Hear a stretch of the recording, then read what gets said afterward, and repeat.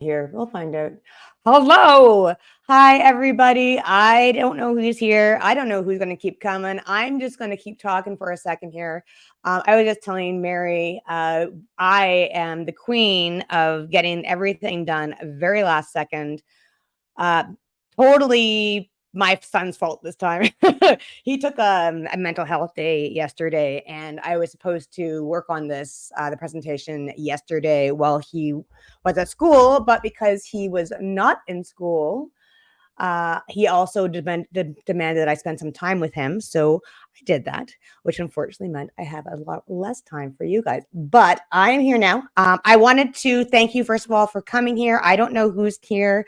I am going to probably be going back and forth into the main group and sorry, the don't know where this is. If you have any problems at all, do give me a DM through Messenger. I can make sure that everything's okay. I cannot see your comments, guys, unless you give to StreamYard permission for your comments. If you can't figure that out for whatever reason, do put your name in the comments as they come up. I will be watching them. If I don't get to them right away, we will get to them, all the questions at the very end, just because I want to be respectful of the time. I would like to keep this in within an hour. Again, given my track record, I'm not 100% amazing at that, but we'll see.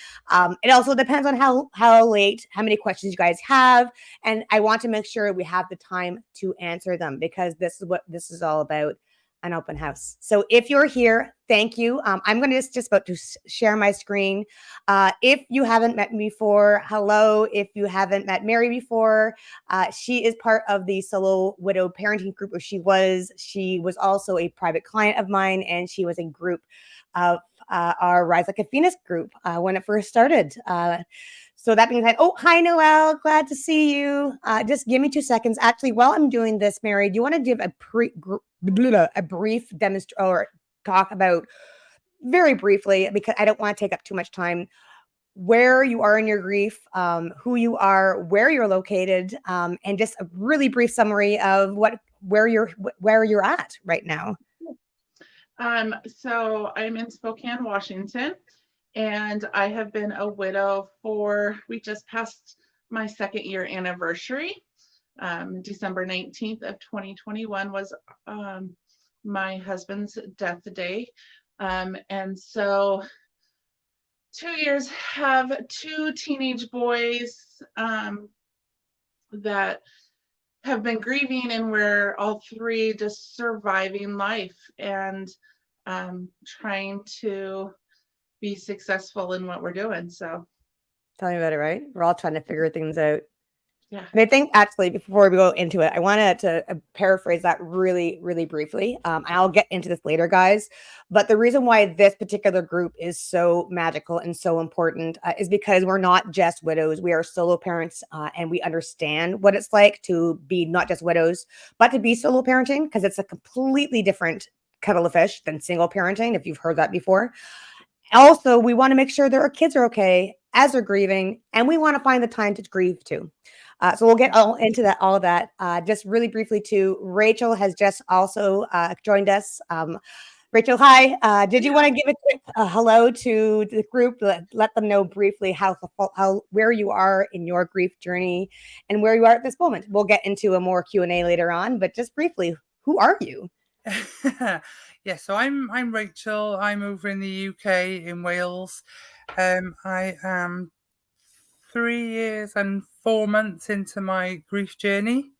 So yeah, my husband died September 2020, and I've been around pretty much not too long after that, I think, wasn't it, Sarah?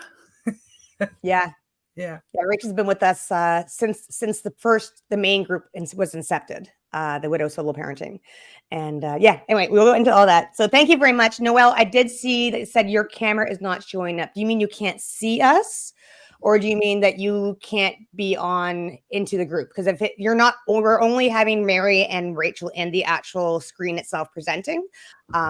I can't see you. If you'd like to come on stage, do let me know. I've looked into that. I can't really, actually, no, I can't. I've looked into that. I can't go have people come in and out. If you have any questions, do put them in. We will try to get to them all at the end.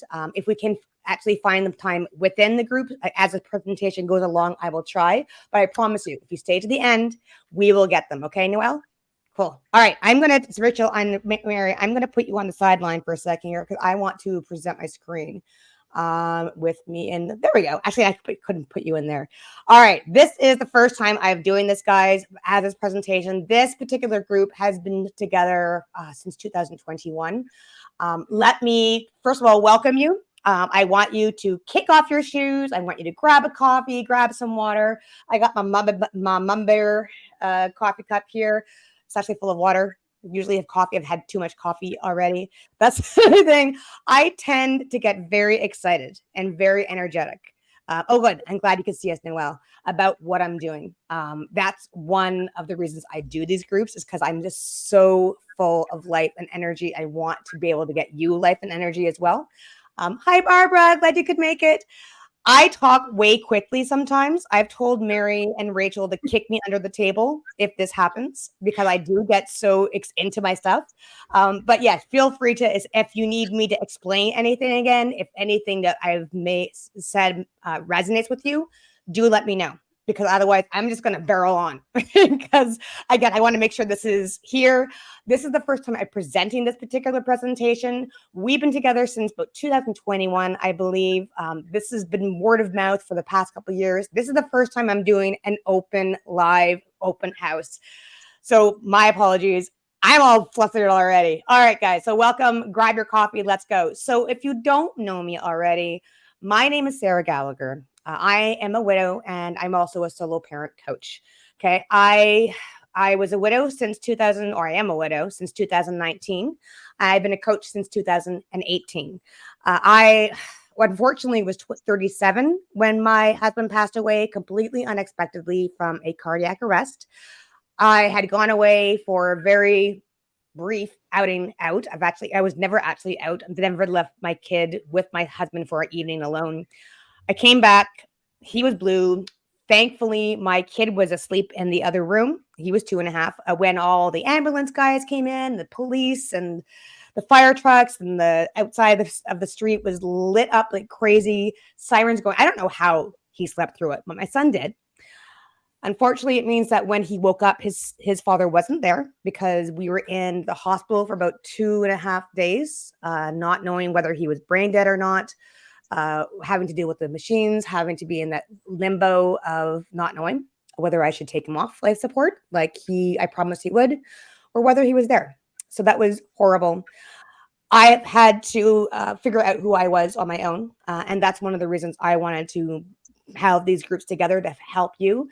My son was 2.5 also. So he has been going through the grieving process since baby. He was a baby.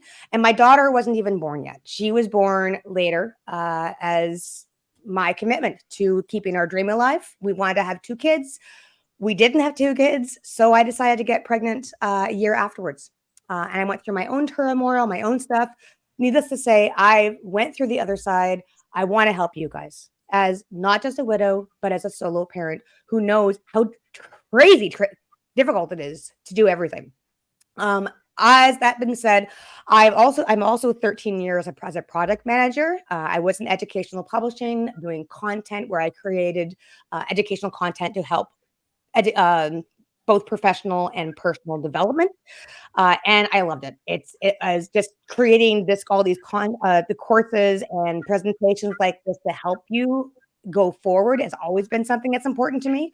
When I became a widow, this became my new thing. I am still a project manager at heart. I'm also an educator at heart, but I'm first and foremost a widow and a solo parent coach to help you guys out.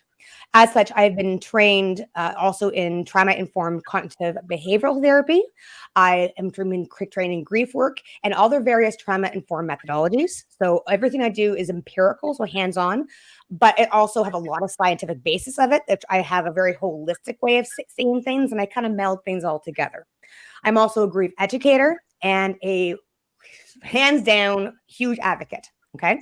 So that's me. I also want you to know that my base values is that I do not believe in false condolences. Okay. I don't sugarcoat things. You're going to see me warts and all. Like I haven't even had a shower this morning. You can't tell. I'm just telling you right now. I don't, I'm real. Okay, I'm so real, which also means I believe that true empathy isn't about false condolences or promises. Sorry, there's a typo there.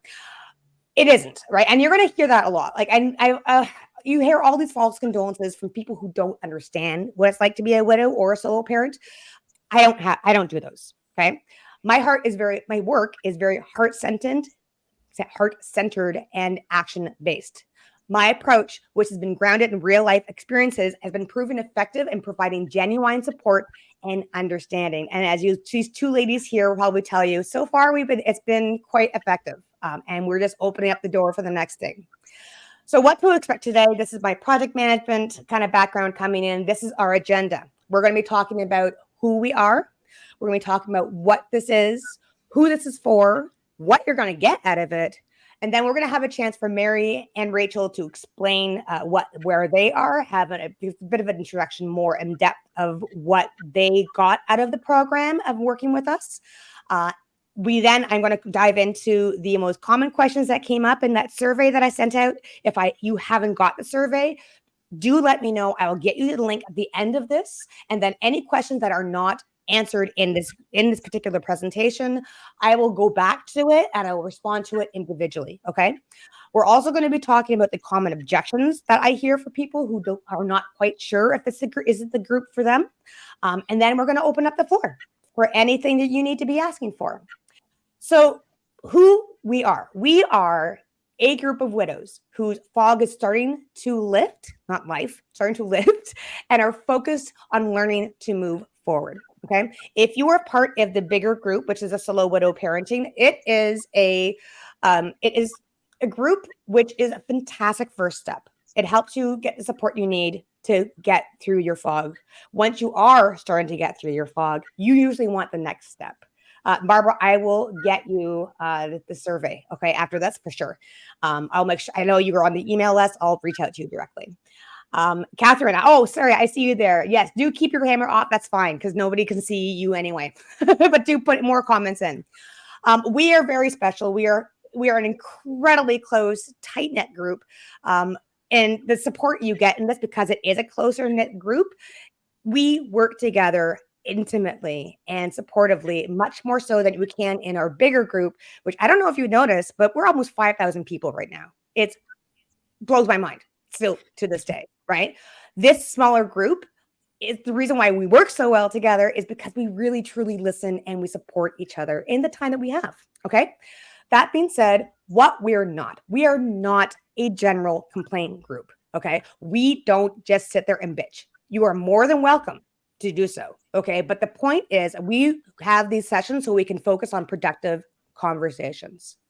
We're also not about doom and gloom. We are not here to bemoan life.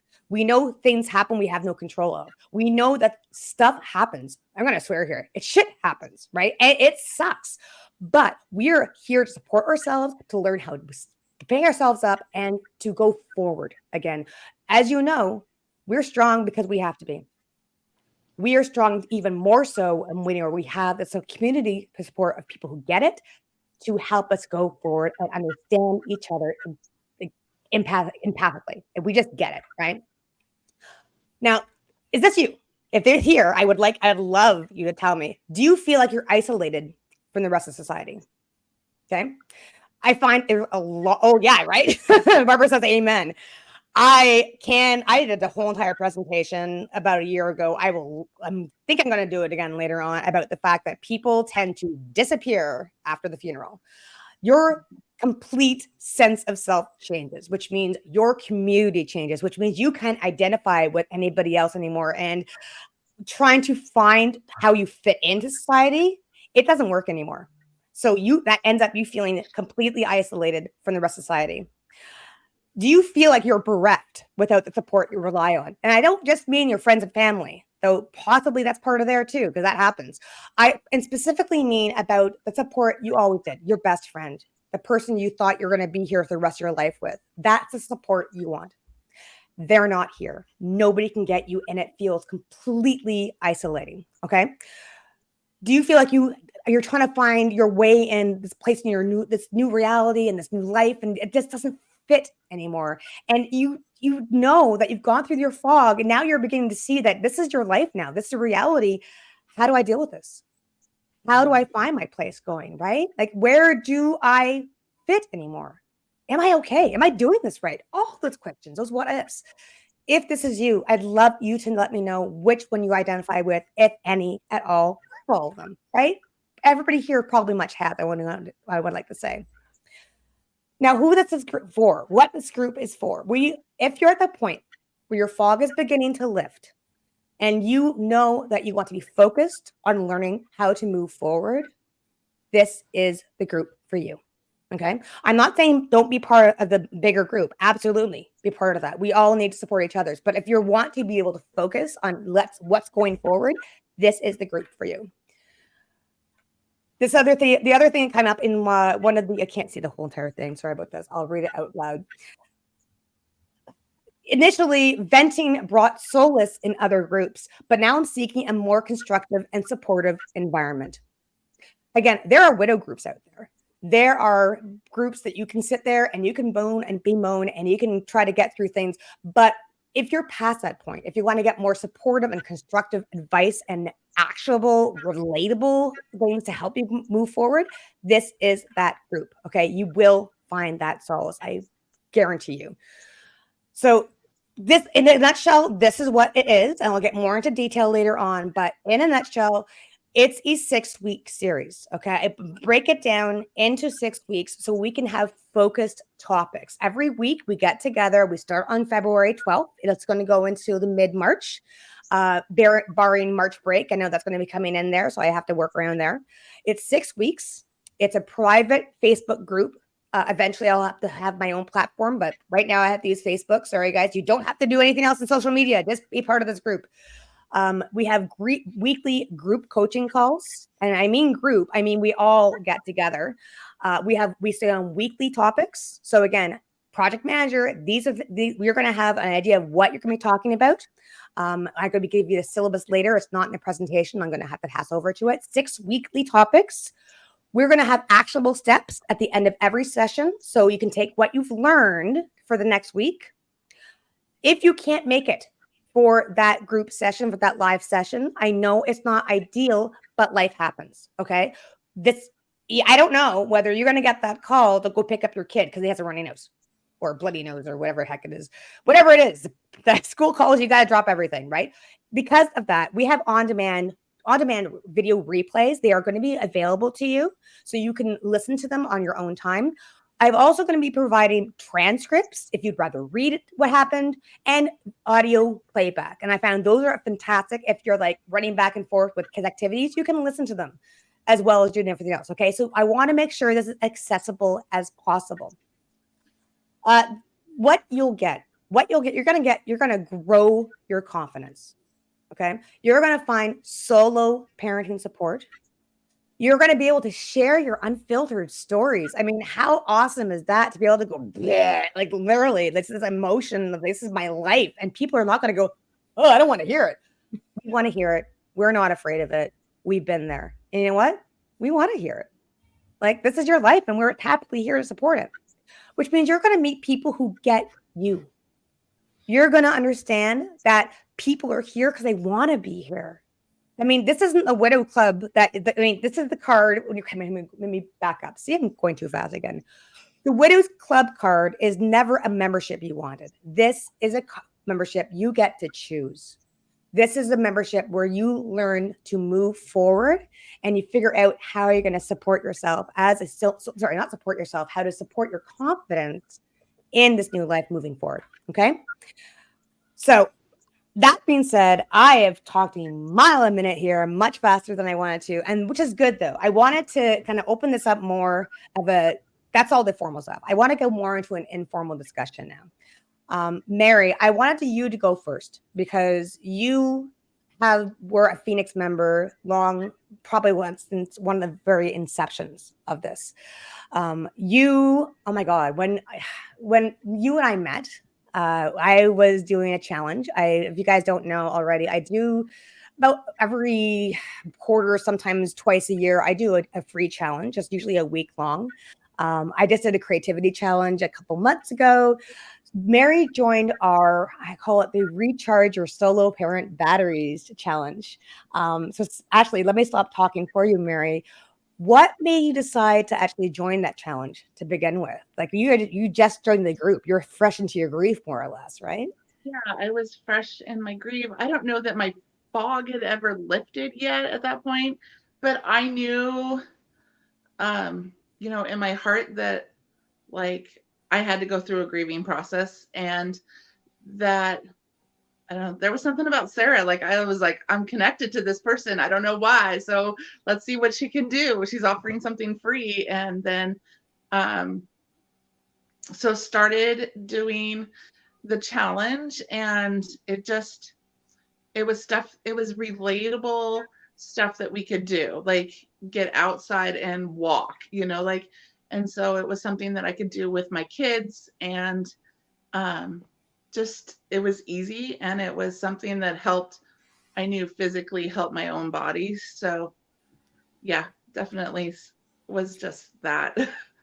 I And think that's how the whole Rise Like a Phoenix program is like something that is feasible every week, like, and talking to people that are your friends, because we've all had a bond that we have something in common. So no, absolutely. I love that. I think everybody that's actually gone through the program, I mean, this particular Rise Like a Phoenix program, I am still in touch with. Like, even if I pick up the phone and I talk, I'm like, I was just talking to one last week and we got on the call. I haven't spoken to her for about a year. And we got on, it's like instant connection again. I was like, how are you? Like, because I care, right? You guys are family and you're going to create. I mean, I know that Mary, you can contact me at 3 o'clock in the morning and I'll totally pick up the phone or Vox or whatever to say, hey, I totally get it. Thankfully, I don't think you're there anymore, but if you can, right? I wanted to touch on more about the fact where you're saying that you wanted to get that relief of even going outside for a walk. And I thought that was very important to bring up because a lot of my mythology is the idea that when you go through grief, when you go through any kind of trauma, but especially grief trauma, your heart and your mind kind of split apart. And your heart goes one way and it's screaming, oh my God, they're dead, they're dead, they're dead. This is, oh, what's going on? And your mind is going, yeah, they're dead. This just happened. What are you talking about? But then you have this overly emotional, big emotional upsets. You get the brain fog because that's how your life can. You're like, this life doesn't jive with the other one anymore. I don't understand. And the reason why I brought the recharge or solo parent batteries in is because we don't find that time as solo parents to grieve, and that to do that, it is part of you actually moving forward. It's part of, actually, more importantly, to get yourself together again, right? To understand how it's all working. And you use a lot of that by some body work. Obviously, walking around is important, but able to find like 20 minutes to yourself, even just a week, make a huge difference. Um, so that actually gets the next point to you. So we went through all that. You were in that week challenge. You could have just said, okay, like I'm done, right? I figured out what I'm going to do. I could use these steps going forward, and I'm hoping you do. But what was it exactly that said you said, hey, you know what? I want more. I want to be part of the Phoenix group as opposed to anything else out there. What made you decide, I want to spend an hour a week with somebody, be a group of people, and commit? Because that's one thing that I loved about you is that you committed and you showed up every single week, which I think that, I mean, obviously you did extraordinarily, but what was your motivation behind that? um I think because this group is very unique in that we're all solo parenting, and we're all like going, it's like we're all going through the same thing, even though Rachel's kids are a lot younger than mine, or Sarah, your kids are younger than mine. We still go through the same, we're going through the same steps with our kids grieving and stuff. And so um through that week of doing that challenge, we had talked to a couple of the people that were already in the Rise Like a Phoenix program, and I was like, I want more of that. I want to be friends with those people.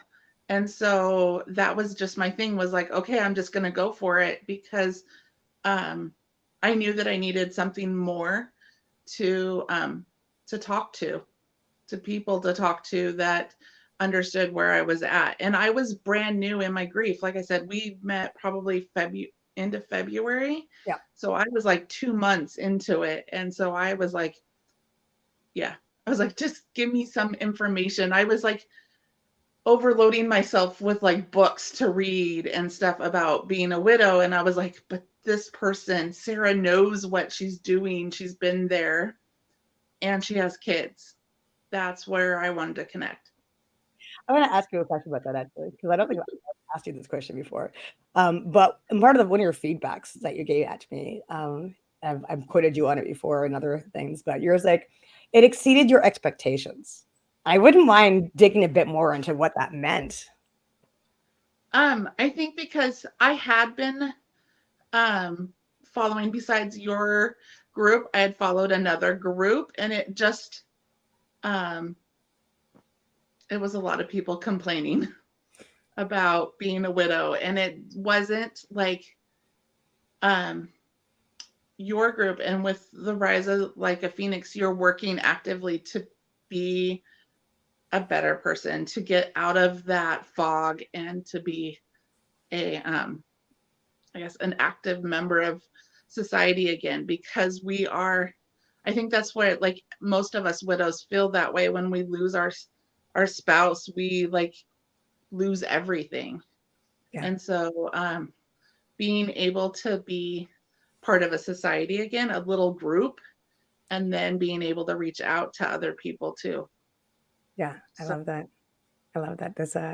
There's a whole idea of secondary losses, that when you lose your spouse, you don't just lose your spouse, you lose your best friend, you lose your identity, obviously, but you lose your income sometimes, you lose your house, you lose your sense of your job sometimes. I have like, I could probably throw it up right now. Maybe I'll add it to one of the emails later on, just a visual of what really grief means, and what it really is. You're creating a new life for yourself.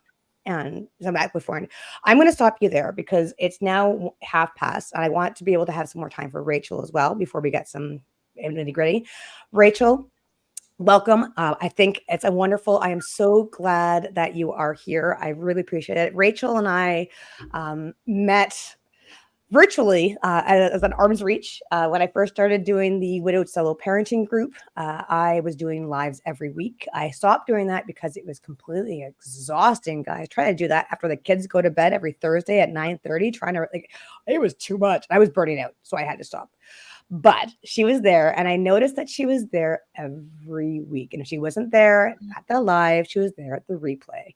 And it wasn't until much later on that I found out that she was in Wales, which is 5 hours ahead of me, which means if I was up at 9:30 in the morning at night, she was up early in the morning watching this kind of stuff. And she was always there, right? So I reached out to her. She's been a Phoenix member. Oh my God, Rachel, I was trying to think of this. How long has it been? 6 months? Has it been that long or more than that? Yeah. Yeah, about that. Yeah. Yeah. So I want to reach out to you. Like, what are your experiences of the group so far, and what would you say to anybody who's thinking about it? So for me, I think it speaks volumes that I was actively up at 2:30 a.m. to listen to your lives, because it, as Mary said, there's that connection. There's, it's not just, some textbook or some YouTube short or whatever. You're a real person, and you are very personable. People will get on with you.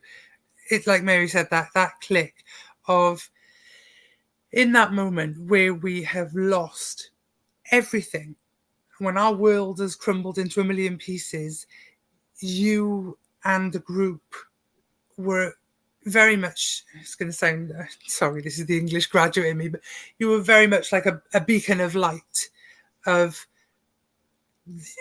look, this way, I can help. And the more I listened, the more I got involved, the more you put into it, the more you get out of it. is what I found. And obviously Yeah. being in the bigger group, that's amazing, like from day one.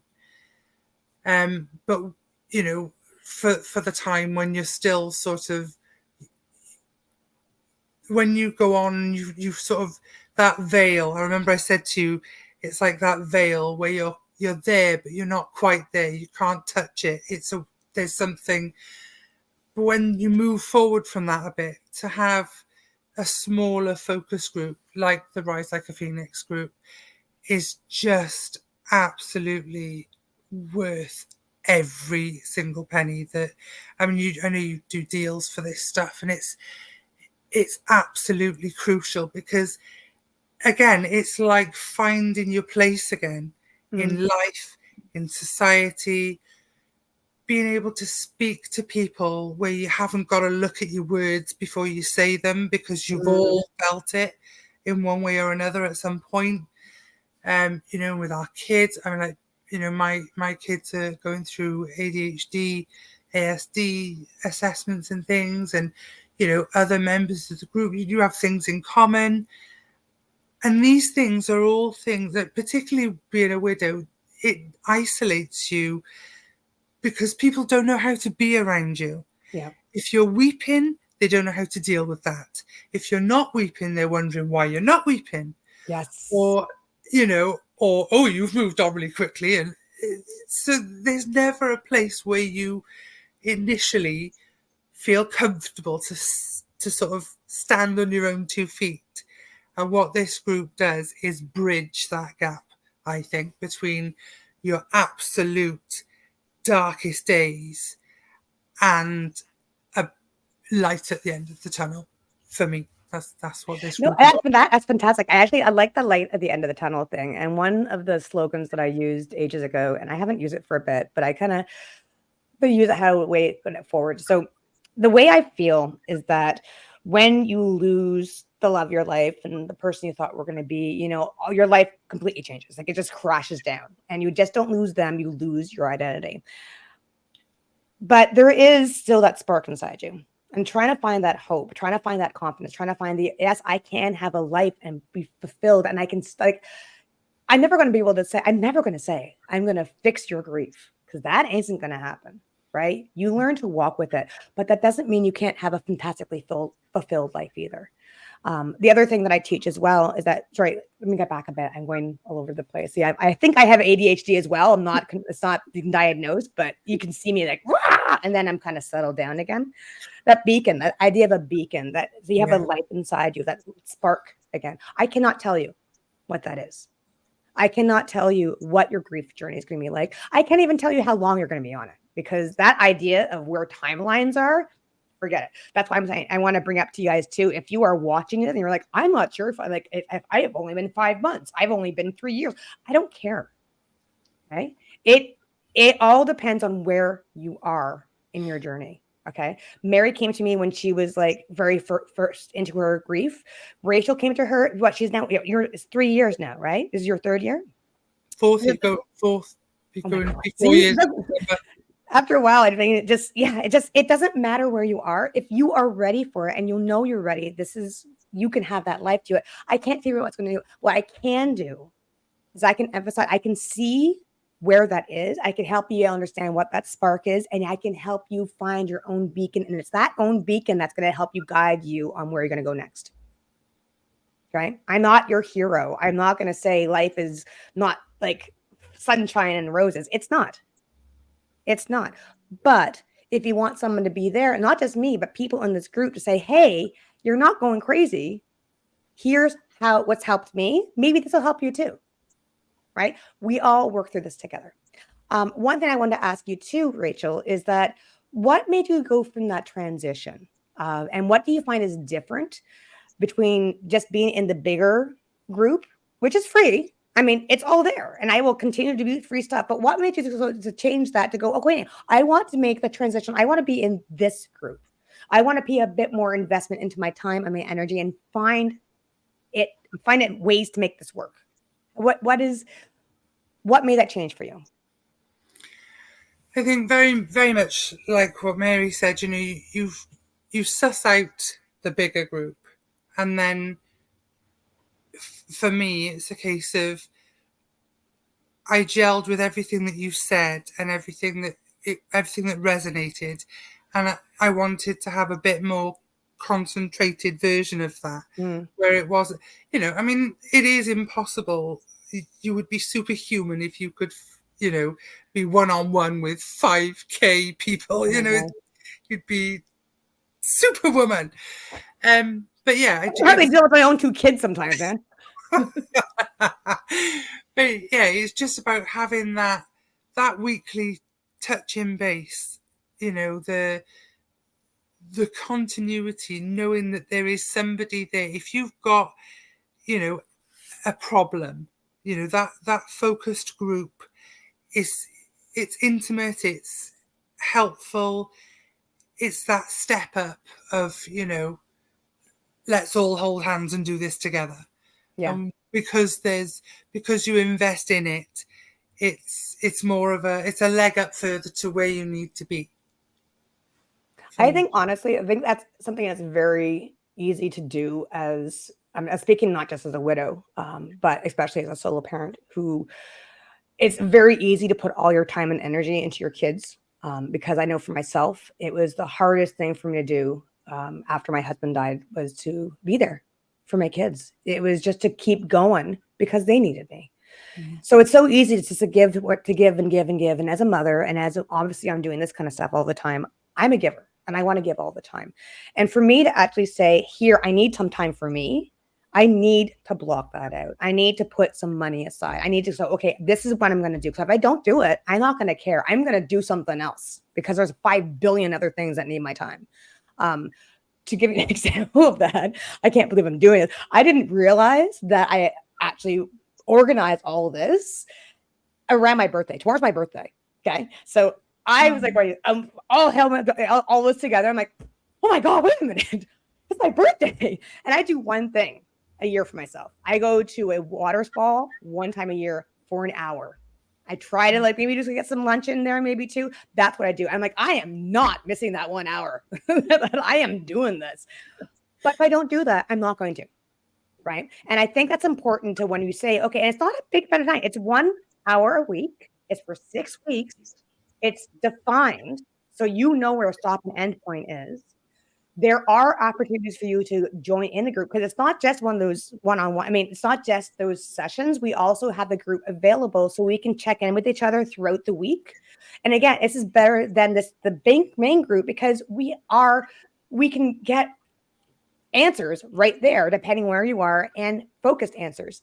Sorry, Jennifer, I just realized you were saying you watch most of those lives too. I am going to be doing lives again. It's coming up.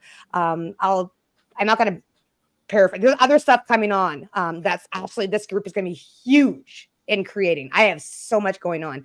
If you want to be part of this Phoenix group, honestly, this is getting bigger and better all the time.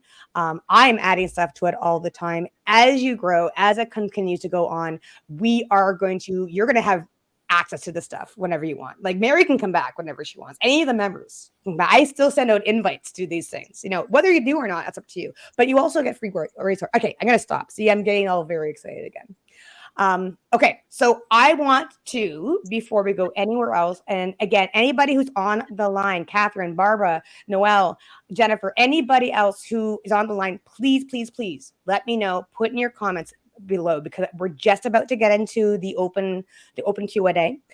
Before we do that, I did want to identify some of the biggest questions that came out of the survey. And again, I know if you haven't gotten the survey, it will get it to you. And if these questions are not answered for you now, they will be later on. But these are the bigger ones. The first one is, and I kind of put them into 2. So I kind of grouped them together because they kind of melded together. How to find joy again. How can you have a fulfilling life with young children in perpetual grief? I am going to do my own idea about this, but because I don't want this to be just about me talking about this, I want to open up the floor to Mary and Rachel. I'm going to I'm gonna on the spot, guys. I'm gonna volley you back one of these questions. I want to get your perspective of it, and then I will kind of come back and give my overall perspective. And in a sense, this is how we work in the group anyway. This is the topics. I'm gonna volley them out. I'm gonna get your feedback. I'm gonna see if I can paraphrase everything, and then take that as an actual thing going forward. And hopefully, this will help you guys watching too. So, Mary, once again, is the first person. They asked how to find joy again. Now, this is a very broad question. I gotta say right now, so I'm not saying, and again, everybody's grief journey is different. I think if I was gonna say joy to you, I'm gonna say how to find joy again. How did you find joy? Um, so when we had, besides the death of my husband, we had a couple of other trauma-based incidents that happened really quickly, like things come in threes, like was really crazy. And so besides grief, we had to deal with a couple of other things in our family. And so it really made me focus on myself a lot. I mean, I had to focus on the needs of my kids and stuff and making sure that they were taken care of, but finding time for myself, because I knew that, and I learned this before I lost my husband, that if I'm not fully charged, if I can't keep myself going, then Yeah. I'm not a good parent. And so I had to like get my calendar out and book out, like, besides the hour a week for Rise of Phoenix, but like an extra hour each month at first, of like going to get a massage or going to coffee with a friend. I had tons of people, especially the first couple months, that reached out and said, "Hey, let's go get coffee, let's go do this." And I didn't take advantage of those because I wasn't ready for it. But like as I got going, I was like, "Hey, I need to take advantage of those." And so I started texting people that had offered and said, "Hey, coffee this week? I've got a list. Who's coming tonight or today?" So making time for myself Yeah. made me realize there is still life and joy out there in this life. I love it. So what it sounds to me is that you are a social person. I mean, you've also mentioned this very well. So you found your joy by reaching out again. And as we all know, when you first go through grief, it is going to be very self-isolating because it's just so much you have to handle on your own. On top of that, you have all these people who don't quite understand where you're coming from, and they're telling you all these like sympathy things, which really are not hitting at all. They're just very falling flat. And so you're like, wait a minute, now I have even more reason not to reach out. But because this was such a part of you, you had to make that conscious decision of, I need to find that again. I need to find my joy to take people up on their offers. So it sounds like you really made a conscious effort, which I know it sounds really tough, guys. And yeah, it is. And I don't want to say, boom, you're going to have like joy all of a sudden. It comes in small steps. It comes in small steps. And I hate the idea of using gratitude and everything because you hear it and it sounds so hokey because it sounds like, duh. My own perspective, I mean, I'm very childlike myself. I love kids. I've always wanted to be a parent. And when my husband died, my joy of being able to be that parent to two went away. And even then, after my husband died, it was the first year. It took 1 year before I decided I was going to have my second kid. And even then, I didn't feel any joy. Even then, when they told me I was pregnant the first try, first of all, like, bam, I am positive that my daughter and my husband spoke up there and like said, "Okay, you're coming down here." And she's like, "Okay, I am," because she's just like the most amazing fairy. She's amazing. And then I have my son, who's my his father is the one who died, but they both share a sky daddy because we both wanted them to be in hair. My joy was finding it in them. So first year of grief, my kids are doing whatever they have. Like my son is going and he's going, I put him on swings, I'm putting him in like activities. I don't see any joy in that at first. I just watch him as I do these things. And it's almost like a blank. I can't. It's either it's too much or it's nothing. And then the second year when I was pregnant, the only thing that kind of brought me back to the older's life again is because I have this thing kicking inside me, right? This life of I'm here. Which, okay, I have to go on, and it was very much a physical aspect, not just my kid, the one who's already born, the 3-year-old at this point going to kindergarten, who's living and trying to figure out his next steps in life, but then the little one inside, and then when they were born, eventually it got to the point where I'm finding joy in their eyes. Right. Even though if I can't feel it, I can see when they're happy, and I can see my kids over the moon because like he found a friend who actually understands what D&D is. He thinks it's fantastic. Or my daughter who, oh my goodness, even now, like we're trying to walk home from school when it was snowing. It took forever because she had to stop every 30 seconds to eat snow on the way. Like it just loves it, right? And I could be like, oh my God, you guys are taking forever. But it is. You have to put the effort of going, okay, yes, life is doom and gloom. Yes, there is shitty stuff happens. And I can't say put the rose colored glasses on. Nothing's going to be joyful all the time, but it is there. Okay. And I don't want you to lose hope, which is, again, one of the reasons this group is here is to help you find that hope again and that joy again. So yeah, sorry. No one card. There is no cookie cutter answer for that one, guys. There isn't. But question for you, Rachel, how can you have, this is a big one. How can you have a fulfilling life with young children and perpetual grief? I think for me, a lot of it starts with them, because linking the two in, the things that bring them joy will then in turn uplift you, and it will enrich your life. Very much like you said, my first year, I didn't really see past the veil.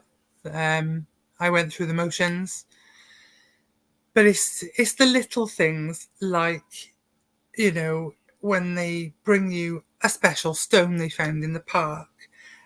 Oh, mummy, look at this leaf. And it took me back to something I read years ago, in that, what people often say, oh, the crap kids give you, whatever.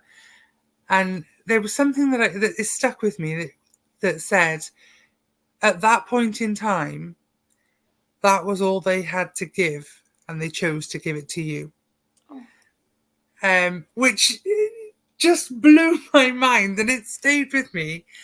But yeah, I think having a fulfilling life, for me, is very much making sure their life is fulfilled, and it's a two-way street then, because they'll be happy and they'll be fulfilled, and it bounces. It's very infectious. It's like smiling and laughter, isn't it? It's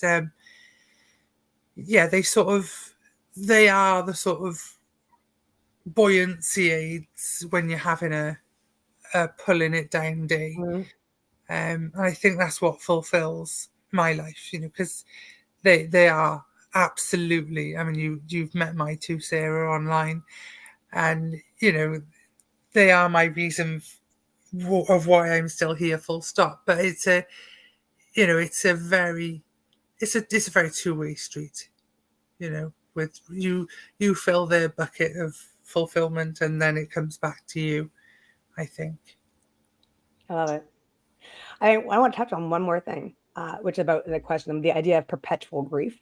And I want to blow that open a little bit, the idea of perpetual grief. And when I say that you can't fix grief, I mean it. I mean, you can't. It is part of you because they were part of you. And to ignore that is almost to ignore your life before, because they are part of you now. They are you going forward. However, perpetual grief, when you say it that way, to me, it sounds like there's always just the weight of all that grief all the time over time. Grief doesn't necessarily have to pull you down. Yes, you will have points where you're going to remember things or they're going to be triggered. And yes, those will happen because of trauma. However, grief eventually gets to that point where it calms down. And it's not going to be perpetual. It's going to be there, but it's not going to be this raging, look at me kind of idea. It's it stops temper tantruming. This is being a mom, right? It stops trying to get your attention all the time. And it starts to realize, hey, you're not going anywhere and you're still paying attention. If you give it attention, it's going to calm down and go, oh, wait a minute. Oh, wait, no, you want me here? You know, I'm here. Okay, I'm here. Okay, you're okay with that. Let me go forward. And the grief turns almost into the supporting comfort stone that becomes part of you. It's almost like I've done this. I am here. I'm going to keep going, and there I'm going to be bringing them with me, right? With this other idea of we're never moving on, we're always moving forward. So the idea of grief doesn't have to be the idea of a perpetual doom and gloom and sadness. It becomes part of you. But if anything, it makes you so much more alive because you have that within you now, because you're aware of those every moments that your kids have, which means you start being aware of them too. And it gets there, guys. I promise. Again, no instantaneous fix, but it gets there. Jennifer, yours are 14 and 15. That's a good question. Mine are 7 and 12. So he just turned 12. Rachel, yours are pretty much almost exactly to mine. I know. No, 12 and 9. Yeah. Mary, you're not part of the group anymore, but you have older kids. Right. I have a 14 and a 16-year-old. Yeah. I mean, and she's here too. So I mean, she showed up for these things, you know, and we're not going away. To be honestly, guys, because these are new members that are coming in, we won't know for sure who's actually going to be part of the group and how old their kids are until we have defined who has actually signed up for this. And we'll obviously keep you informed as things go on. However, I want to assure you that no matter where you are in your grief or no matter how old your kids are, we will all be able to relate to each other. We will all have tips and tricks that will be applicable to your situation. And if we don't know, we will find out. Okay? Yeah. Because again, I mean, this is not just like this is an open for 6 weeks. You have us. Okay, so that's a question now. I'll ask some more later on if they come on. Everybody's being very quiet. Guys, talk about things. Bring it. Don't be shy. Or if you are shy, talk to me later off of this. Okay, so 2 other questions. You asked, is it okay to be alone? How is it okay to be alone? And the other one is, how can you get your confidence back when your life has changed exponentially and you lost the person who loved you? I think these 2 things are very much tied together. And it's a big one. So again, I'm going to do the same things before. So I'm going to open the floor. I want to get a volunteer. Who wants to tackle this one first? Mary, all right, go for it. I always go first. So I was thinking about something similar earlier before when you asked me to be on this, and I was like, what am I going to talk about? And I actually one of our exercises, and I know it was on a one-on-one, so not in the actual Rise of Phoenix, but on our one-on-one sessions, we talked about, you had a book that I went through, and I did like who I was before I met my husband, who I was while I was meeting my husband, who I want to be. And that exercise, like it took me months to like actually complete it, going through it. But I totally like, that is where I got my confidence back, was, and where I like stuck to it. Like, who am I really? And it's okay to be just me and not be, the person that, I mean, there was me before I met my husband, so there'll be a person after my husband. So, like I kind of had to grow with that. And yeah, and then going through some other, like I said, we had other trauma things. That's going through that kind of stuff. I had to do it myself. And so that's where I got my confidence back too, was like, boom, it is okay that it's just me and my kids doing this. So I think a part of it is that confidence that comes back, that comes, it's going to sound silly, but it comes with practice of realizing that you are doing things and being able to recognize that. And I love how you were talking before about how one of the first exercises that I gave you as a one-on-one client is to figure out who you are now. And how I work, it's just a segue, guys. This is how I work with my one-on-one clients, but who you are now is different. And so how we do that is we figure out who you were in the past, right? What aspects you can put yourself as there. Who are you now? What have you found yourself doing that you would never have done before? What can you do that you were never able to do before? And once we drill those down, you kind of pick and choose, or you kind of see like what aspects still affect me now. Who am I now? And you're not going to have a whole entire idea exactly who you are yet, but this creates a blueprint for who you are and how to go forward. Okay. That's what we first do. And then after that, that's when we move more into the what is that? Like, how do we explore that? So by the end of it, we actually have that condensed. One of the things that you guys are all going to get here, I'm going to pass it to you guys after this. And I'm going to tell you a bit of a surprise, but that's at the end, is that you guys are going to be getting a worksheet. And it's the first week worksheet that all the Rise Like a Phoenix members get. It's not as detailed as you would get as a one-on-one client, but basically what it goes through is your life priorities of what they were before when you were a wife and what they are now that you're a widow. And this will help you identify how to prioritize and what to focus on for yourself over the next week, 2 weeks, months, whatever that timeline is for you. But it helps you figure that out and it helps you identify how that is. And I don't want to bring it up here because we're running really close to an hour now, but I will send that out in the email. And I'll go back. One of the bonuses that I'm going to bring up later on is going to involve this and actually how we can move this going forward for you guys. So that being said, because it is, oh my goodness, 2:00, we still got some more questions going. We still got to do the Q&A. You asked, how do you do, oh my God, this comes after the solo parenting thing, right? And doing it alone. How do you deal with the big, scary decisions? And the second one was, how do you do it all without splitting yourself in two? I'm going to actually reverse this a little bit. I'm going to tackle the later one first, which is, and you guys can figure out between the two of you guys. Actually, no, I'm going to ask both Mary and Rachel to answer this really quick, just briefly. But I'm going to, as you're thinking about that, I'm going to do, how do you do it all without splitting yourself in two? That is ridiculously hard.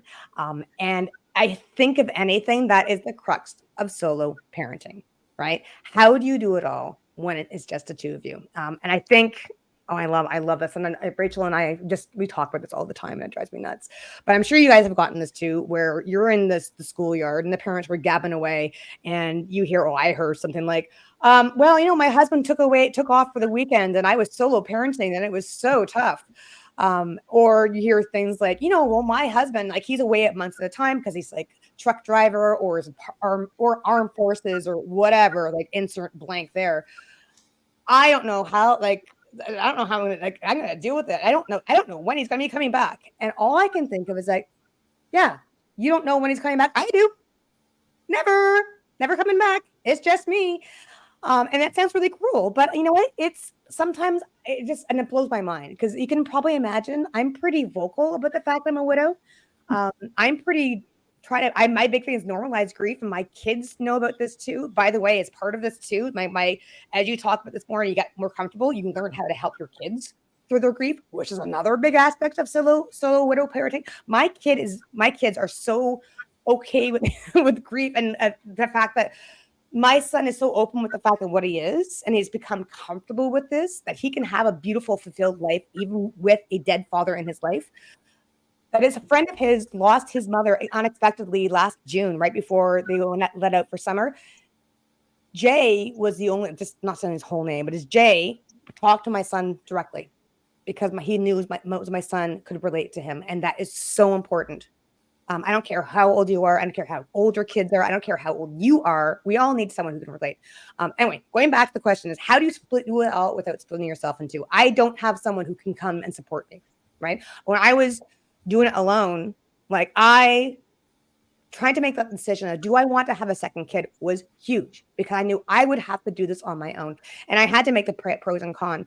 And for me, the idea, it was big decisions. I'm going to not go into that way. I'm not going to talk about this. I'm going off again. How do you not split yourself in two? Well, you got to prioritize. You got to figure out what those are. And for me, this is a lot of scheduling. This is a lot of jumping through hoops. This is a lot of, for me, it's taken the schedule of, okay, well, you have swimming here and you have karate there. And I don't drive, by the way, guys. I am doing subways back and forth. And we did for a while where we were leaving school going to activities, didn't come home until like 9:30 at night. The kid, I had to feed them on the way. It's a lot of figuring shit out because you gotta. And you can figure this out. Again, rely on us. We have figured this out. We can help you figure out plans. We can tell you how to take advantage of subsidies. We can tell you how to take advantage of the communities that are out there. We can tell you like what things you are going to be looking for because you don't know if you don't know. You don't know what you don't know. And there are stuff out there. And again, I mean, we're all over the place. Like Mary, you're in Washington, D.C. I'm in Toronto, Canada. Rachel's in Wales, right? But there's, I mean, so we don't have necessarily localized support, but there are commonalities of this is where you go for this kind of stuff. Either other stuff, like how do you split yourself in two? I can tell you something else. You rely on who you can trust in your little community circle. If my kids have a play date, I will have the kids come over to my house. I will make sure they're okay. They're playing off each other. I can do some work, first of all. But you know what that means? That because I've made the offer and I've taken the kids out, now I can go to them and say, hey, I have to take little one to ballet class or whatever it is. She's not into ballet, just ballet. I'm dropping off my kid at your place because that's what we do now. Like you have to make those decisions. You have to learn how to juggle this all. And it's a lot. I'm not going to say it's not a lot. It's a lot, but you can do it. Okay. You can do it. And that goes into how the solo parenting confidence, which you can get. I'm talking too much again, guys. So Mary and Rachel, I'm actually going to put you first because Mary just talked. That was something we've talked about too. The idea of how do you deal with the big, scary decisions? How do you make decisions on your own? And this comes up all the time with solo parenting. It used to be you and sat down with your spouse and you figured this out together and you have each other's back. And now what? Right? I mean, you just went through like I know I'm not going to take words out of your mouth. How do you deal, Rachel, with making those big, scary decisions? And just as a point of phrase, when you get these things happen at first, the big, scary decisions seem much more huge, much scarier than because it is just you. I think the most important thing is to stop and to breathe and to not panic, which is easier said than done. I'm over 3 years into this. I still sit and think, right, what would Rob say, my husband? What would he say? What would and people that haven't been in our situation would be like, oh my God, you're off your tree. But you've spent however many months, years with these people that we've lost.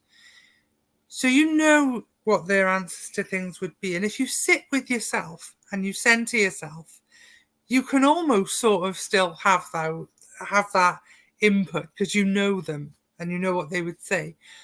But it's very important to ask, even like in the group, because I think this is where my confidence has grown. Because although when I'm out and about, I might seem like a bit of a social butterfly. I'm a bit, but here in the group, I'm amongst people I trust, people I can confide in because we've all had this. It's like you said earlier to the new guys that are listening in. I would be really, really shocked if there is ever a question from anybody that somebody in the group hasn't been and done, and But I think that's the thing, is to sort of center yourself, take a deep breath, and just ask people you can trust. And I think with a group like this, because we're all in the same boat, it's a little bit more easy to do that than it would be in general life. That's a very good point. To be able to have not just unfiltered conversations, but to have that vulnerability. Yeah. To say, like, I don't know, guys, and not seem like, I don't know, to an outsider, it might seem like, oh, you're not doing it enough, or if like JoJo was still alive, then you baby, and then you start sabotaging yourself and you start doubting yourself. What if I can't make it all the time? And then I think another question that comes up is, if I make a decision, what if it's the right one? What if it's the wrong one? What if? And you go through these kind of things. And again, you had that person to bounce those ideas off of anymore. Yeah. So you So go when you from have, it. It's the snowball effect, isn't it? oh, Starts absolutely. off with it like that, and then it's just like, Yes. yeah. Yes. And then we have a situation when you're in these groups, we do talk about this. And that's one of the reasons the way it's structured as it is with the 6 weeks. But every time we get together, we kind of go into, this is what we have experienced for the past week. Any kind of questions that we have, we will answer those. And again, it doesn't just stop within those weeks. Like this group is here with you, for you guys, whenever you need us within for the 6 weeks, right? So we will have an answer for you. We will help you make those scary decisions and realize that they're maybe not so scary anymore. Because if you figure out what things are, if it doesn't work, do something different, right? And you get confidence doing that. Mary, I'm overstepping your turn. And what would you like to say about this?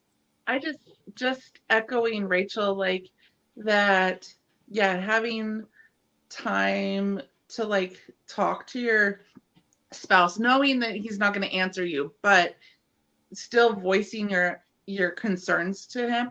I did list a lot because I'm a list person, so I would write out pros and cons of my but sometimes those scary decisions have to be acted on right away. You know, you don't get a choice or a chance to like write things down. And so Sarah's always there. You know, I don't know Yeah. that I've done that a lot, but there has been like a couple of times I texted and was like, okay, this is not working for me. What are we doing? You know? But knowing that you have a group that's going to support you no matter what the decision is and will be there to help you dig yourself out.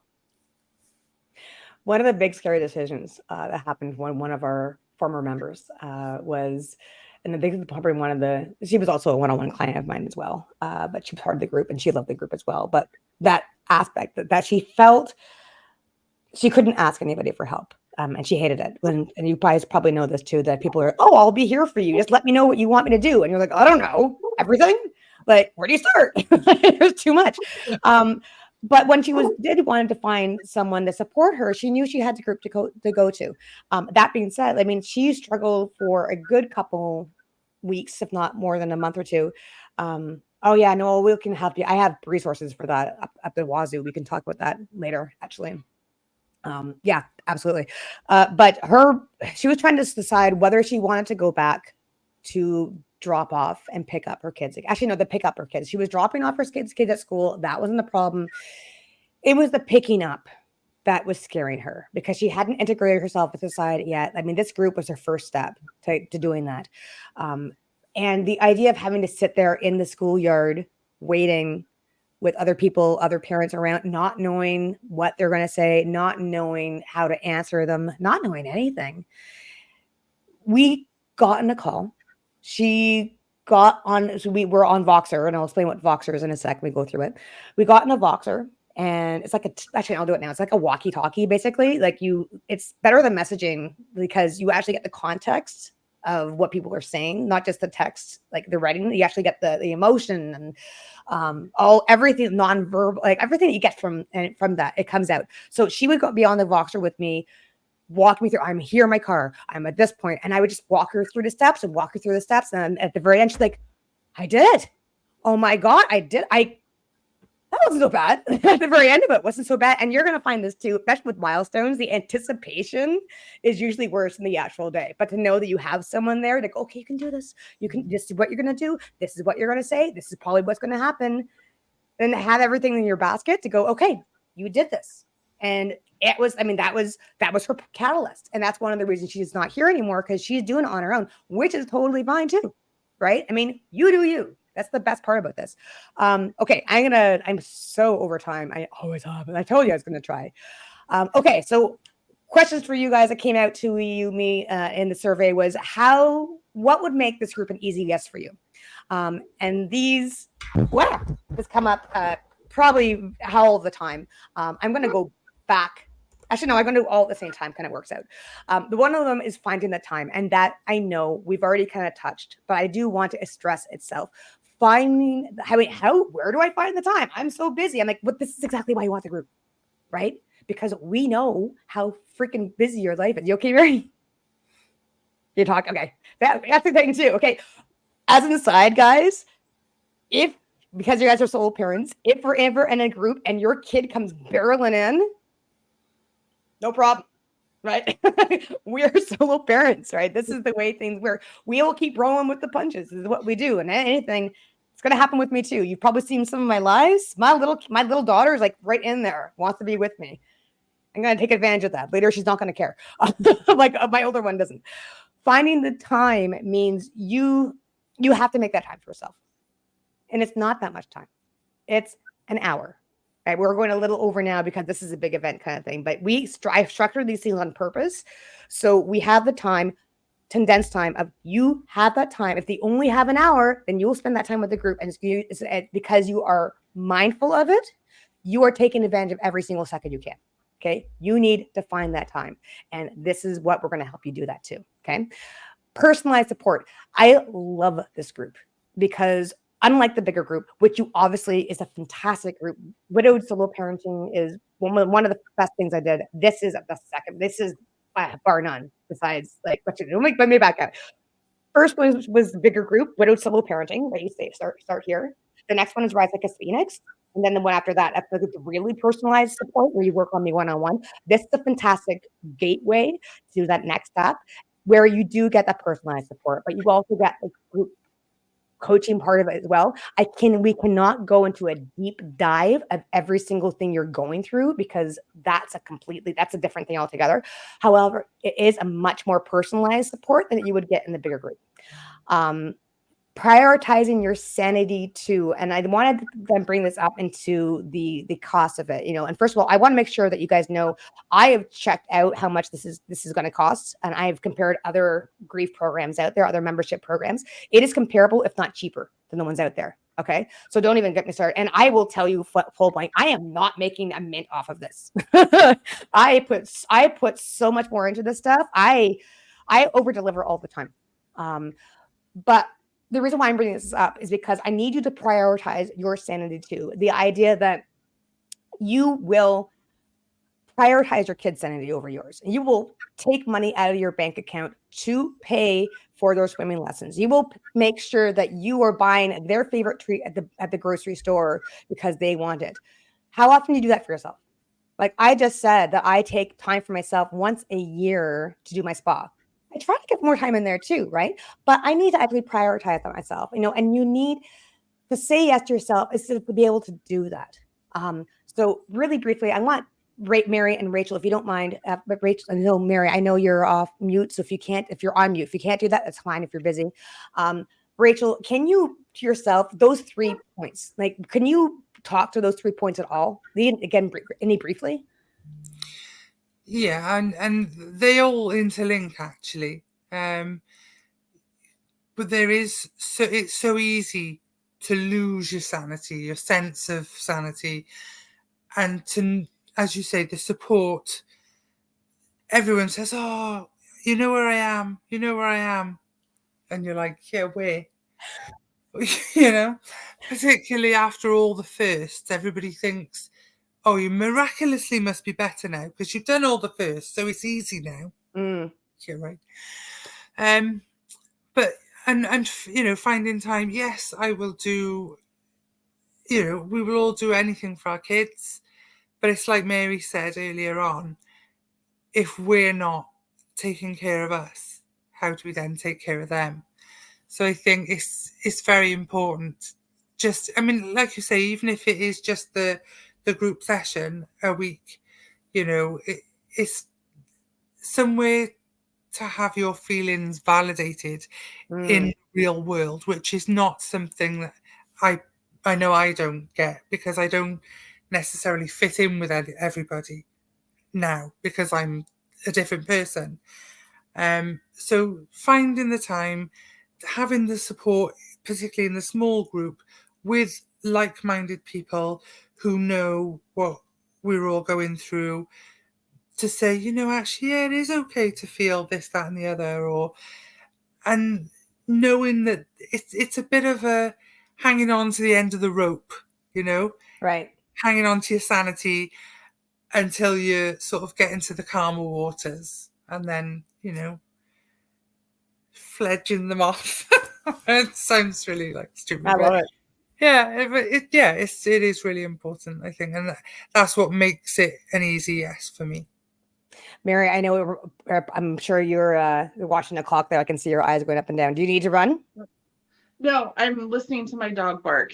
Oh, I was like, he's been good for an hour, and now he's like, okay, you need to take attention to me. So I'm like, okay, shh. If it's not kids, it's a dog, right? boy, I'm saying like anytime you guys like feel And like don't ever feel embarrassed if like whatever. Like Rachel, I've met your kids a few times. yeah, I'm Like, sure. Surprised they haven't found it already. Mary, would you want to speak briefly about this?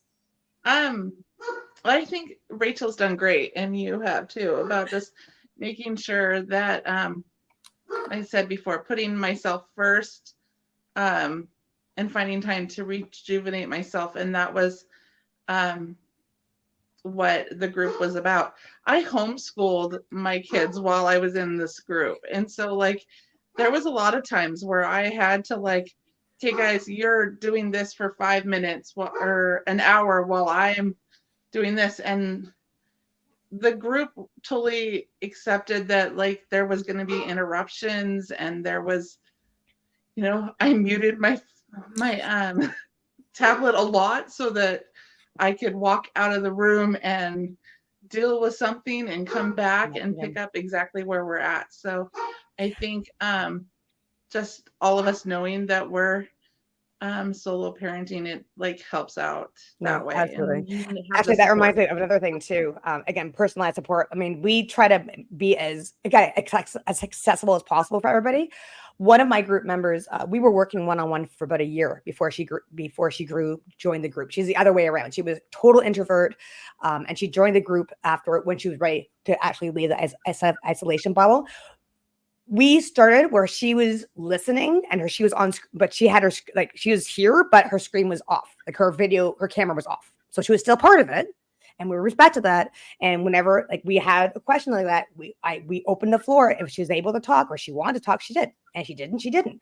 And eventually she participated more and more and more and more. And it's just you find your groove but we're so fluid and we're so respectful of that. And like Rachel said, you can feel validated, which is fantastic.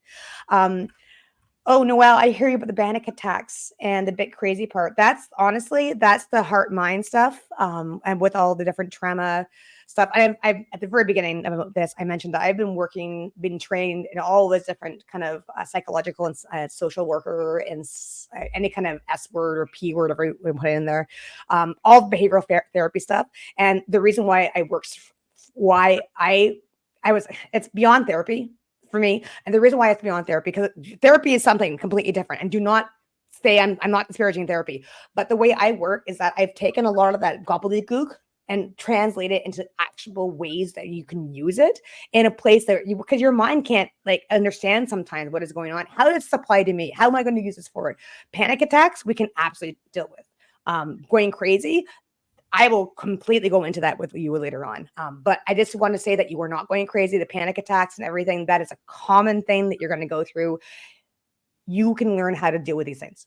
Again, I just wanted to acknowledge it once it's there. Okay, so breakdown, because I know we're getting down to the nitty gritty of everything. Again, I want to go through what you're going to get. You get a 6-week session.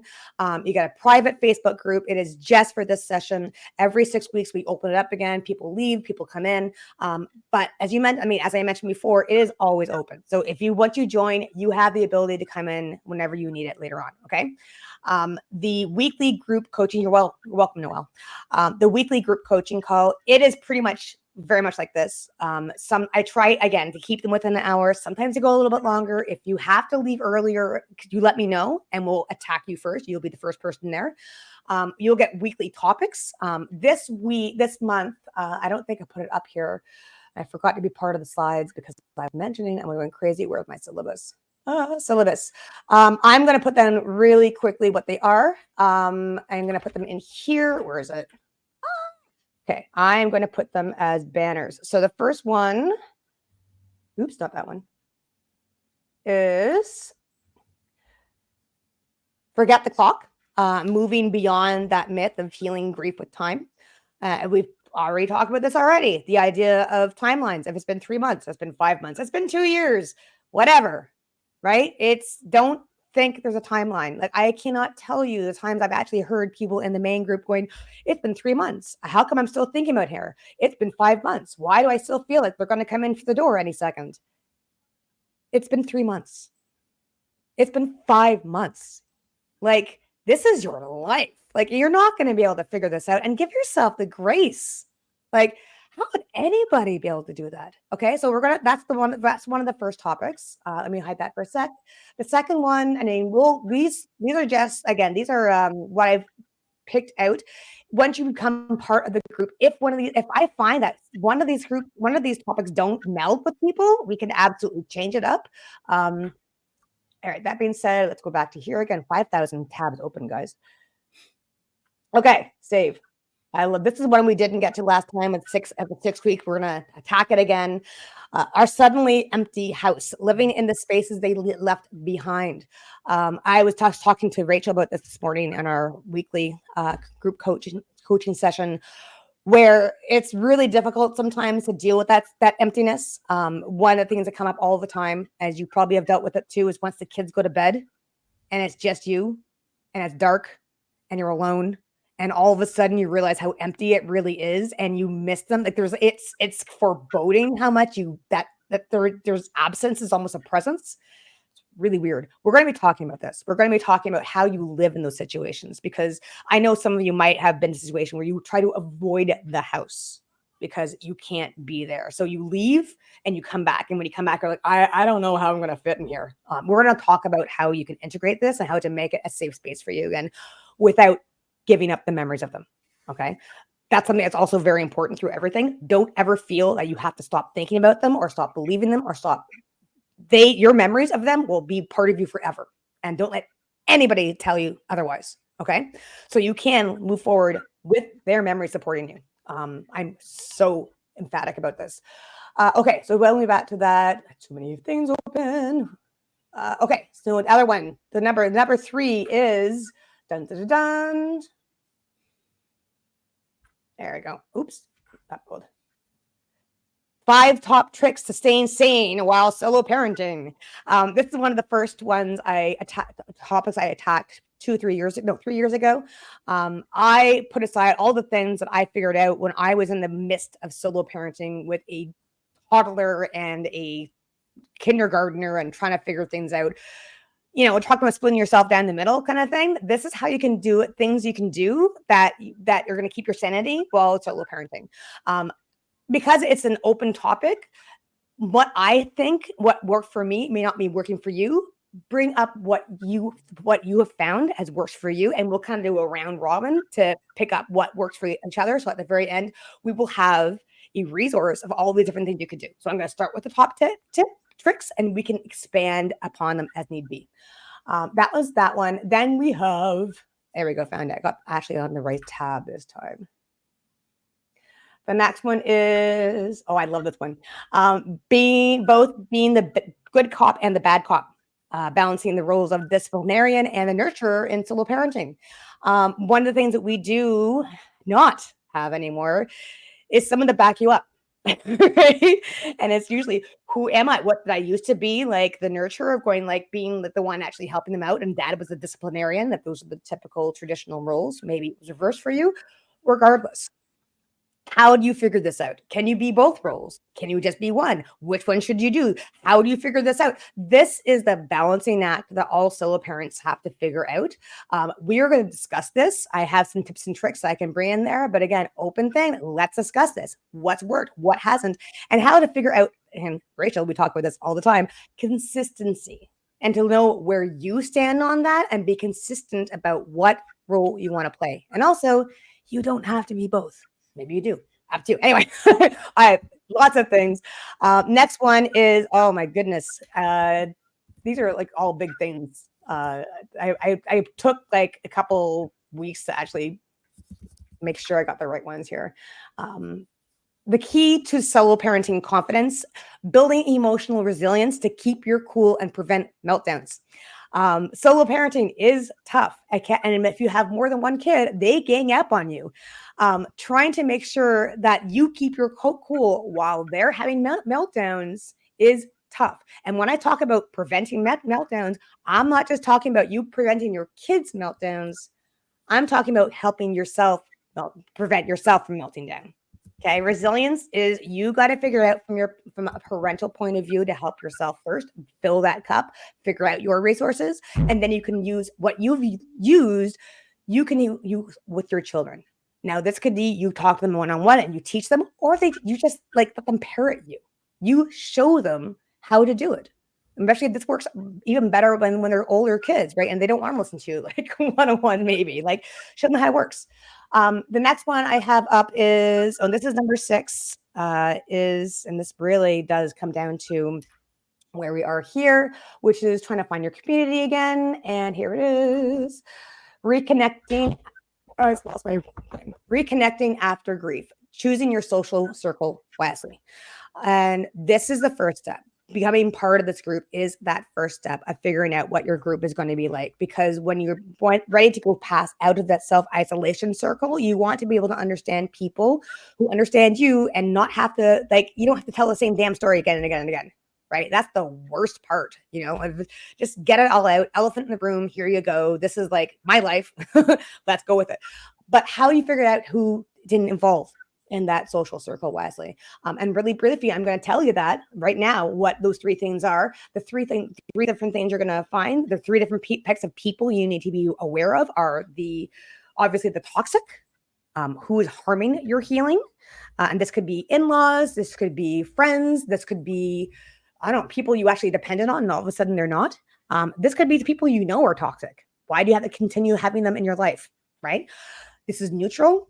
They neither help you and they don't harm you either. They're just kind of there. Which, they're there in the background. They're there if you need to. Like it's a nice thing on a social circle. They can be part of your social circle, but it's a different investment. And then there's the third one, which is the supportive one, which is who helps your healing. And we're going to go even more into how you identify those and how you can use those tricks to go forward. Again, the first thing here, trying to find a social circle. You got it. Okay. We're just here.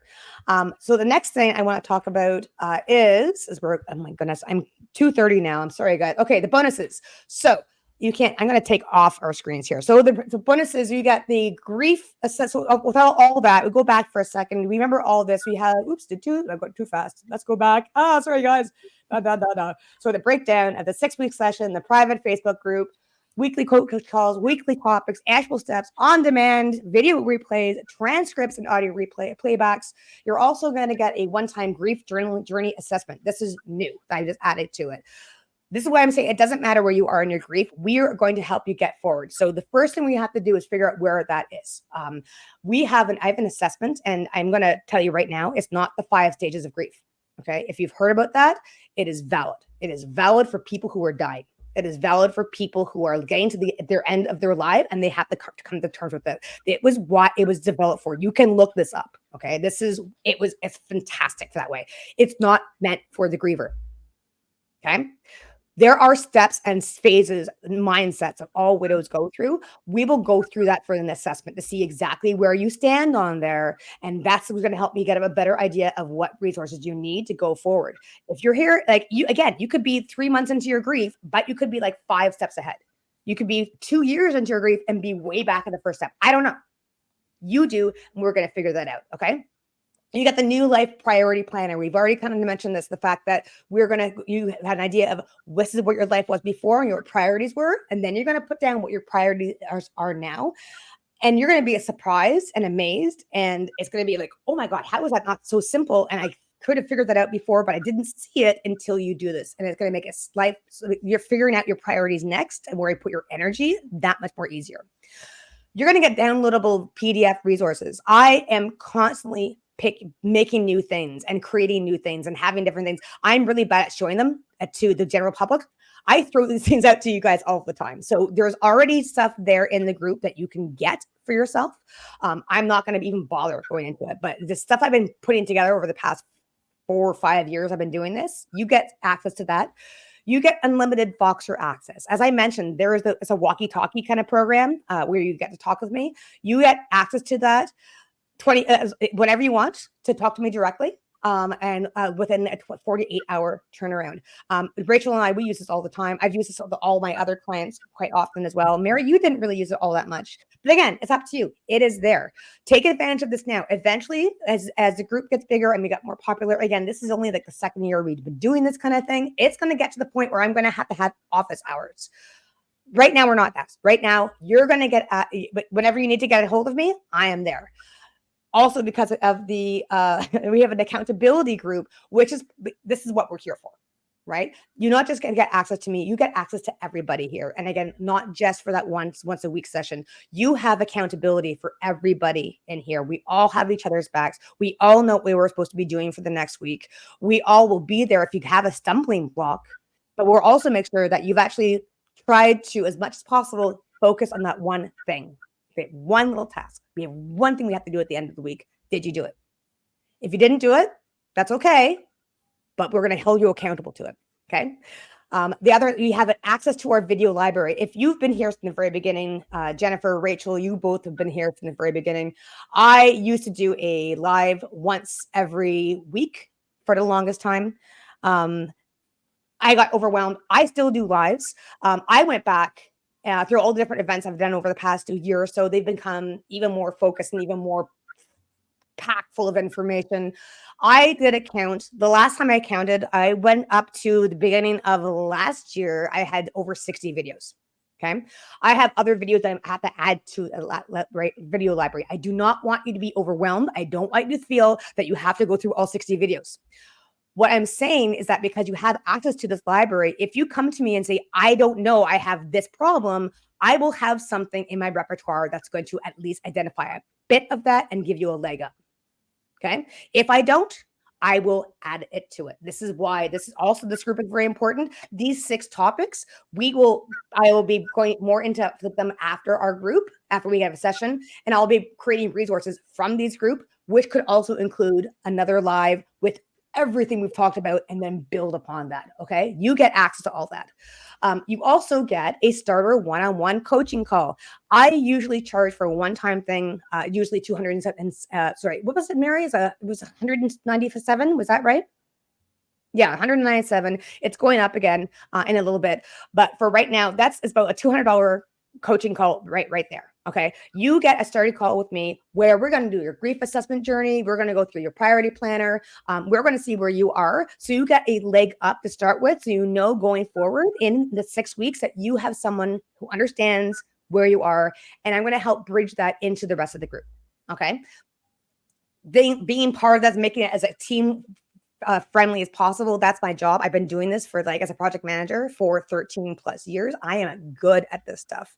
I'm also really good at being empathetic as well, which is a fantastic mix, right? I get you. I'm not sugarcoating you, but I'm also completely empathetic in where you are. Let's bring you into this group and we'll have these discussions. I mean, you've seen that in action right here. So all of this, I already kind of alluded to this. It's a one-time payment for those 6 weeks is $297. It's a payment plan if you want to get it done once and done. I personally love these things for myself because I don't have to think about it again, especially if I'm dealing with the money thing. If I figured out, okay, I can afford this is important to me. Here's the money. I don't want to have to think about it again. They're done deal. Okay. It's $297 for all that for 6 weeks. If you need a payment plan available, because I know finances are not the greatest right now. And again, finance priorities are important. We have 6 payments of $55 for each payment. This is a little bit more because I have to account in for administration fees from my side. Unfortunately, that's the way it works out. So don't feel that I'm actually getting a kickback from this. I'm not. I'm just trying to make sure that everybody is as accessible as possible. This is the price. It will be going up the next time we do this. Okay. So if this is not the right time for you, that is up to you. I want you to know, though, that this is the time if you're here already. There's 4 of you still here. Whoever's here on the replay, if you've gotten this far, something has resonated with you. This is worth the $297. If as Rachel and Mary have said themselves, like it's the value. I over deliver all the time, and I'll continue to. And again, you have like lifetime access to this, man. This it's constantly. I hate justifying. I hate asking for money, guys, but this is the way it is. And again, I mentioned, I've done my research. This is probably on par, if not less, than a lot of the other groups out there. That being said, I want to open up the floor. If anybody is here, the 4 people are here. I would love you to come in. Mary had to go. That is totally fine. If anybody has any other questions, we are now open a discussion for you guys. I just lost my microphone again. Put it in the comments. If you feel like you're not, that everything has been answered for you, that is fine too. If you feel too shy, don't feel like you have to say anything. I also want you to know, again, I'll send out the survey to anybody who hasn't got it. Do put in the comments here with your name to make sure I got it. I'll send that out to you. Along with that survey link, I'm also going to give you that the life priority planner, which you will get to do as well. There's lots of stuff coming on, and I'm very, very excited about this. Barbara, good question. How do you sign up? I will send you a link. The sales page. Oh my God. So I had a sales page up. The platform crashed, of course, right before I started this program or this talk, because my computer crashed too. Everything was crazy. I will send you a link, guys. It will send you directly to a link where you can purchase it right away. It will not be a fancy sales page. It will just be a diatribe of what I've just put here. If you want to look it up, again, brain fog. Maybe you don't even care. But I will send you the link. You can get started right away. The moment that you do click that link, it will ask you probably to use PayPal. If you can't use PayPal, we can also do it through Stripe, which is another opportunity. Either way, one-time payment or the sixth payment works either way. Once you have paid for it, you'll get a receipt, and then you will get a link to book your first coaching call with me. And we're going to start right away with that. I'm not sure if I hope I put down the dates. No, we didn't. The dates, and I'm going to put them up here really quick, we're going to start on where'd it go? Open. Sorry. We are going to start on February. I always try to get all these things together ahead of time. And I really do, most of the time, do very well. There it is. Okay, so save. This is, because I didn't think of when, this is the schedule right now. Starts on February 12th. It's going to go into the mid-March. Again, I might have to rejig that depending on the March break, how it fits in there. I also want to let you know that the doors are open right now. The doors will be continued. Registration's open from now until the end of next week, until Friday. So you have all the time to figure out whether this is working for you. I am not a pushy salesperson. I want to make sure this is something that is right for you. If at any point you want to talk to me directly, if you want to talk to Rachel, if you want to talk to Mary, if you have anything you need to be answering, do reach out. Okay. Mary, I'm sorry. And Rachel, I'm sorry I'm putting it there because I know you will, but again, yeah. Okay. So let us know. That is, once the doors close, we are not accepting them again for another 6 weeks, because I want to make this as compact and as safe as possible. You've seen my post in the main group. Safety and vulnerability work hand in hand. Okay, which is why we have an open door, close time. That being said, if you have any questions, do get to me now. I'm going to go back to the comment section. So yes, that being said, I will send you guys all, you will also be getting in, you're welcome. Thank you, Barbara. You'll also be getting an email after all this in your email with it all available, all the different details. It'll have a link to the replay if you want to check it again. It'll be here for the next little bit as well. I have to verify with my provider when it is. If it gets taken down StreamYard, I'm going to be uploading it to a private viewing for you guys, so you can access it anytime. This is here for you. Okay. All right. I am way over time. I was hoping to keep it to an hour. I probably knew it was going to do an hour and a quarter, or an hour and a half. Now we're coming up on an hour and 3/4. I have to go pick up my kids. Be crazy. We have scouts tonight. We had gymnastics yesterday, was canceled, and we didn't figure that out until we got there. Oh my God. That sucked. I mean, we called you an hour beforehand. That is not enough time. Have you seen my schedule? Anyway, you guys are crazy busy too. Take advantage of us. Let us know if you have any questions. We are totally there for you. Mary and Rachel, is there anything else that you would like to put in before we say goodbye? Just that, with everything that's been said, we hope to see you in the group soon because, it is a fabulous little community. And I think everybody that's ever stepped through the door has benefited.